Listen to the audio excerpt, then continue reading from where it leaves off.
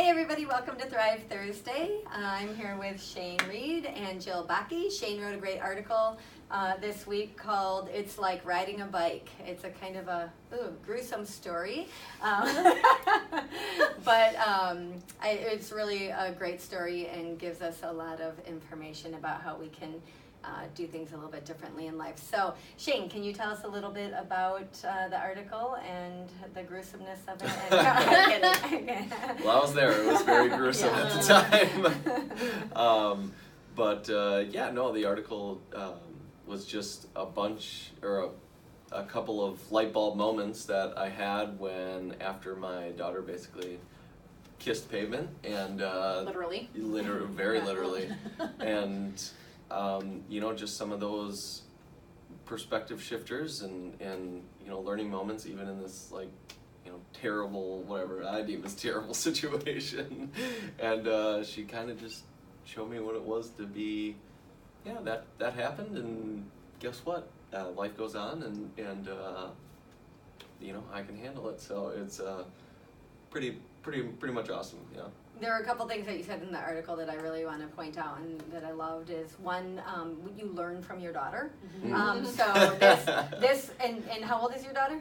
Oh, she's 4.5. Okay, so 4.5. So your openness to being able to learn from a young person is really cool and a great modeling. I think for everybody that's out there, is like we can learn from everybody. That's super cool.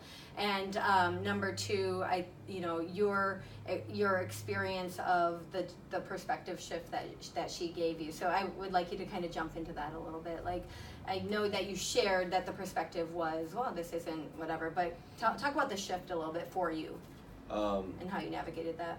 So, yeah, and you said, I learned from my daughter. It wasn't like she wasn't at the head of the class. Like, I'm going to teach you now, you know what I mean? And so I think being open to that is definitely important. And the perspective shift was certainly that we put labels on a lot of stuff for organizational sakes, for safety's sake, for feeling better sake, whatever that happens to be. And the label that I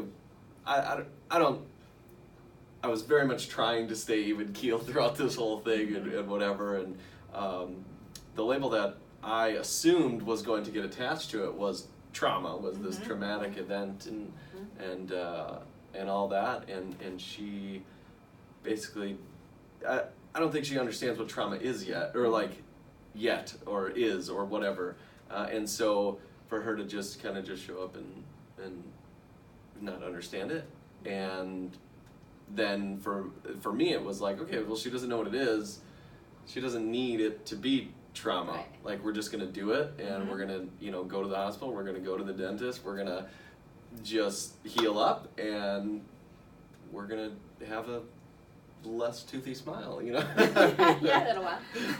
For a little while, yeah, right. So the assumptions around that, I love that you're bringing up assumptions, because as a parent, especially with a 4-year-old, or anybody, any age child, when something like that happens, the assumption is, oh my gosh, they're hurt, they're suffering, and so to bring it back to, wait a second, let's see how they are, and then respond to that. Which she was in the moment. She was very hurt. She was suffering, but yeah. But I think that's the point. It's her ability to be present in the moment. So in the moment of the pain, yes, she was very present in the pain and the swirl of getting swooped up and getting taken to the ER and all of the things that went along with that. And then that moment was done, and she was on the moment of, okay, my chin's a little throbby, but I'm cool, and what's next on the agenda? Like, what's for dinner, Dad? Well, we actually were playing with a giant light bright before we got in to see the dentist. So, I mean, that was one of the another thing that was just like, she's mixing it up again. She hasn't yet discovered how to put big stories around everything that's happening. She's experiencing it, she's present in that experience, and then she's on to the next experience, and I think that's really cool, and I applaud your ability to stay neutral in it, because it's so easy to just sort of instinctively, because of our own programming, to be like, oh my god, and get all up in the drama of it, and then our kids pick up on that drama, whereas, you know, you didn't play into the drama, you handled it matter-of-factly to the best of your ability, so she handled it matter-of-factly, like, this is just something that happens to kids, you fall off your bike sometimes and get dirt in your mouth. And dad goes and picks up your tube down the street a little bit, you know?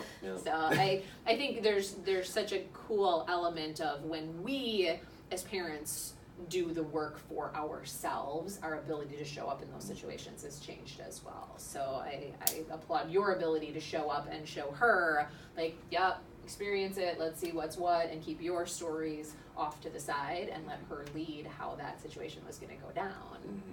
So I would love to end with what each of you, your takeaway in terms of how you can apply the lesson of this into other areas of your life. So for me, what pops to mind instantly is be really careful of the language that you use around situations, because when we label situations as being traumatic, as being terrible, as being even gruesome, you know, some of these words that we put on things, those words carry messages. And so as much as we can just be like, we had an experience, this thing went down, she ate pavement, you know, there are ways that we can use our words that then write on the slate of those stories, so that when they come up historically in memory, it's not this big energetic trauma, it's whatever we assign the energy in lifetime and in our initial memory of that is what's going to be imprinted as we look back on it. So you're going to remember how well she handled it, you're going to remember that she wanted her bike back instantly and was mad that you had put it away, like what the heck was that about, like that's what you're going to remember, because those are the words that you used as you experienced the story. So that's my key takeaway from it for today.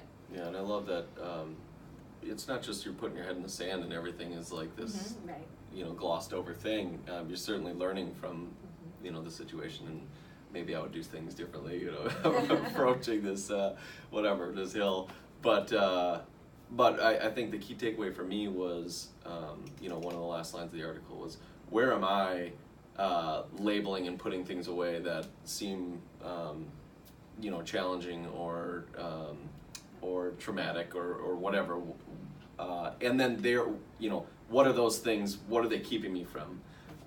And so certainly it was fun to, you know, kind of go back and look at that and say, okay, you know, there are some cool things that I can take risks with that I've previously just kind of shoved into the garage. Because of a previous experience. Exactly. Yeah, cool. Exactly.